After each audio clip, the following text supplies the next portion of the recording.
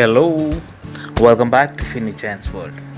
ഇന്ന് നമ്മൾ എത്തിയിരിക്കുന്നത് ദുബായ് കരാമ പോസ്റ്റ് ഓഫീസിന് സമീപമുള്ള സെയിൻസ് റെസ്റ്റോറൻറ്റിലാണ് എത്തിയിരിക്കുന്നത്. അവിടെ നല്ല നസ്രാണി സദ്യ, ക്രിസ്മസിനോടനുബന്ധിച്ച് നസ്രാണ സദ്യ കിട്ടുമെന്ന് അറിഞ്ഞ് നമ്മൾ എത്തിയിരിക്കുകയാണ്. നല്ല ബീഫും അപ്പവും താറാവും ചിക്കൻ പൊരിച്ചതും കപ്പ, ഫിഷ്, റൈസ്, അങ്ങനെ കുറേ ഐറ്റംസ് ചേർന്നുള്ള ഒരു സദ്യ കഴിക്കാൻ നമ്മൾ എത്തിയിരിക്കുകയാണ്. നമ്മൾ ഓർഡർ ചെയ്തിരിക്കുന്നത് ഞങ്ങൾ 3 പേരാണ് എത്തിയത്. 2 നസ്രാണി സദ്യയും ഒരു ചിക്കൻ ബിരിയാണി എനിക്ക് മാത്രമാണ് ഓർഡർ ചെയ്തിരിക്കുന്നത്.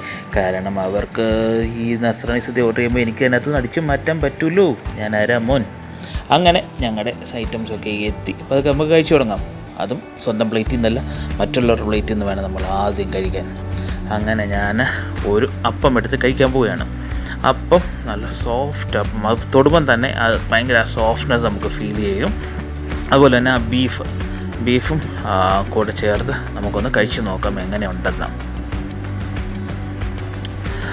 ആ അപ്പവും ബീഫും എന്ന് പറഞ്ഞു കഴിഞ്ഞാൽ നമ്മൾ നാട്ടിലൊക്കെ കഴിക്കുന്ന, നമ്മുടെ വീട്ടിലൊക്കെ കഴിക്കുന്നില്ല, നാടൻ അപ്പവും ബീഫുമായിരുന്നു.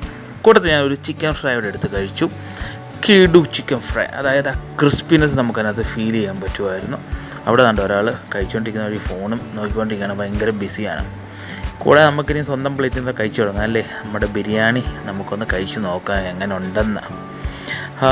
ഇത് നമ്മുടെ ചെറിയ റൈസിൽ ഉണ്ടാക്കിയേക്കുന്നതാണ്, കീമ റൈസിനകത്ത് ഉണ്ടാക്കിയിരിക്കുന്ന ബിരിയാണിയാണ്. ആ ചിക്കന് ഫ്രൈ ചെയ്ത ദം ചെയ്തിരിക്കുന്ന ബിരിയാണിയാണ്. ചിക്കൻ ഫ്രൈ ചെയ്തിട്ട് ദം ചെയ്തിരിക്കുന്നതാണ്. അതെ, എങ്ങനെ ഉണ്ടെന്നുള്ളത് നമുക്ക് നോക്കാമല്ലേ ഒന്ന് കഴിച്ച്. അടിപൊളി ടേസ്റ്റാണ്. ഞാൻ സാധാരണ ഇടയ്ക്കൊക്കെ അവിടെ പോയി കഴിക്കാറുള്ളതാണ്, പക്ഷേ ഇന്നത്തെ ബിരിയാണിക്ക് നല്ല ടേസ്റ്റാണ്. അതാണ്ട് അവിടെ പറ്റി ചോറ് കുറച്ച് മതി, പോരാ എന്ന് പറഞ്ഞിട്ട് വീണ്ടും അവരെ കൊണ്ട് ഇടിയിപ്പിച്ചിരിക്കുകയാണ്. അതാണ്ട് ചേർന്ന് വിട്ടു. അവരെല്ലാം ചോറും വാങ്ങിച്ച് അവരപ്പം കഴിച്ച് കഴിഞ്ഞ് ചോറ് താണ്ട് കഴിച്ചുകൊണ്ടിരിക്കുകയാണ്. ഞാനിവിടെ ബിരിയാണി കഴിച്ചുകൊണ്ടിരിക്കുകയാണ്. നമുക്ക് നോക്കാം, ഒന്നുകൂടെ നമുക്ക് ആ ചിക്കനൊക്കെ എടുത്ത് വെച്ച് ബിരിയാണി ഒന്ന് കഴിച്ച് നോക്കാം എങ്ങനെ ഉണ്ടെന്ന്. വീണ്ടും ആ മസാലയൊക്കെ നല്ലോണം ഇളക്കിയിട്ട്, ആഹാ, ടേസ്റ്റ് എന്ന് പറഞ്ഞാൽ അസാധ്യ ടേസ്റ്റാണ്. നിങ്ങൾ ദുബായിലുള്ളവരാണ് അവിടെ പോയി ഒന്ന് കഴിച്ച് നോക്കണം കേട്ടോ. അവിടുത്തെ ബിരിയാണി നല്ല ടേസ്റ്റുള്ളൊരു ബിരിയാണിയാണ്. വെട്ടി പതുക്കെ സാമ്പാറും ഒക്കെ ഇളക്കി അവിടുത്തെ ചോറ് കഴിച്ചുകൊണ്ടിരിക്കുകയാണ്. ഈ സൈഡിൽ കൂട്ടാനൊക്കെ തീർന്നോ? അവിയലും അതൊക്കെ എല്ലാം ഉണ്ട്. ചിക്കനും അവിയലും മീൻകറിയും എല്ലാം അവിടെ ഇരിപ്പുണ്ട്. അത് ഭയങ്കര കഴിപ്പാണ്. ഞാനിവിടെ ദാണ്ട് അവിടുന്ന് വീണ്ടും ഒരു താറാവിനെ അടിച്ചുകൊണ്ട് വന്ന് അതിനെ കഴിച്ചുകൊണ്ടിരിക്കുകയാണ്. നമുക്ക് ഈ മറ്റുള്ളവരുടെ പ്ലേറ്റിൽ നിന്ന് എടുത്ത് കഴിക്കുമ്പോൾ ഒരു സുഖമല്ലേ.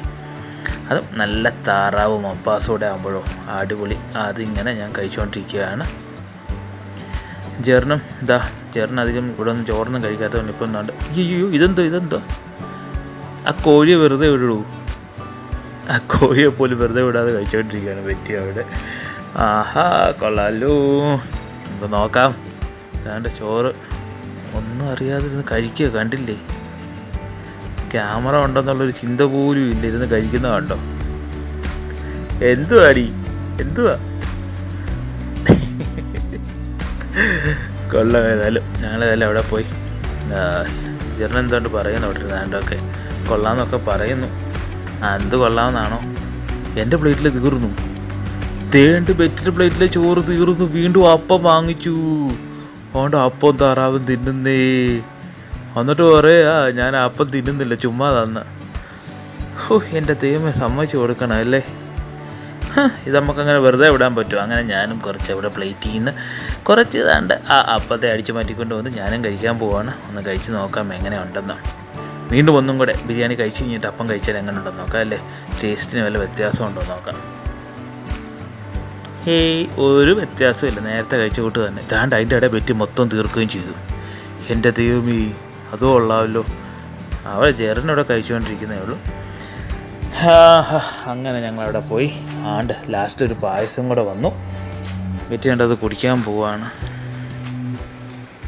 എന്തുവാടി, ഒരു പായസം പോലും കുടിക്കാൻ നിനക്ക് അറിയത്തില്ലേ? പായസം നല്ല അടിപൊളി പായസമാണ്. അത് മൊത്തത്തിൽ അവിടെ നിന്ന് അടിപൊളി ഫുഡായിരുന്നു. നിങ്ങൾ ഉള്ളവരാണെങ്കിൽ തീർച്ചയായിട്ടും അവിടെ പോയി ഇതൊക്കെ ഒന്ന് ട്രൈ ചെയ്യണം. കണ്ടോ, ഡപ്പൊക്കെ ഇരിക്കുന്നുണ്ടോ? പോയി ട്രൈ ചെയ്യുക. ഇത് നമ്മുടെ കരാമ പോസ്റ്റ് ഓഫീസിന് സമീപമുള്ള സെയിൻസ് റെസ്റ്റോറൻ്റാണ്. അപ്പം എൻ്റെ പ്ലേറ്റും കാലിയായി.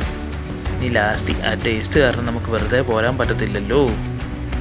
നമ്മുടെ ചടങ്ങുകളുടെ തീർത്തിട്ട് നമുക്ക് പോകാം. അപ്പം ബൈ.